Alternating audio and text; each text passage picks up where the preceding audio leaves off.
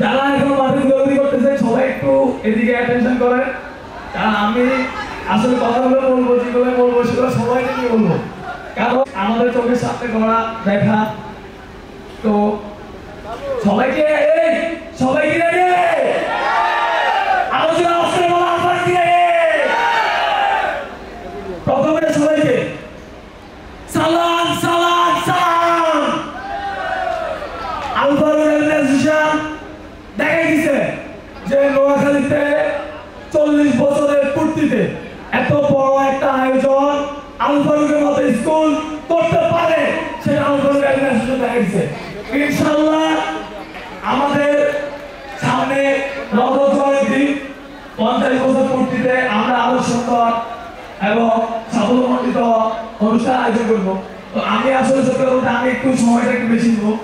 আমি স্মৃতিচারণ করার মতো আমার আসলে আমি স্কুলে বেশি দিন পড়ি নাই, কিন্তু যতদিন পড়ছি আমার মনে হয় যে যারা 10 বছর পড়ছে তাদের থেকে আমার স্মৃতির ব্যাপ্তিটা অনেক বেশি। আর আমি আলফারুককে আমার মনে প্রাণে জ্ঞানে জ্ঞানে সর্বঙ্গে আমি আলফারুক স্কুলকে ভালোবাসি। আমি এই স্কুল থেকে যখন 2019 সালে বের হয়ে গিয়েছিলাম ওই দিনের পর থেকে আমি মনে করি আমি এখন আলফারুক স্কুলের স্টুডেন্ট।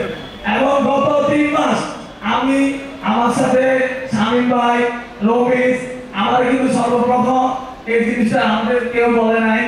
আমাদের এই পূর্ণমিলন অনুষ্ঠানের সর্বপ্রথম উদ্যোক্তা হচ্ছে 2020 ব্যাচের রমেশ।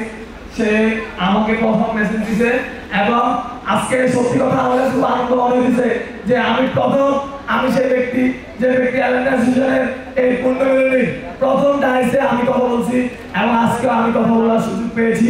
এর জন্য আমি আন্তরিকভাবে ধন্যবাদ জানাই সবাইকে, অনেক অনেক বেশি সাপোর্ট করছি অ্যাসোসিয়েশনের জন্য। তো আমি আর বেশি কথা বলবো না। আমার এখানে উপস্থিত আমার শিক্ষক, বড় ভাই, ছোট ভাই সকলকে আলফারুক অ্যাসোসিয়েশনের পক্ষ থেকে ধন্যবাদ।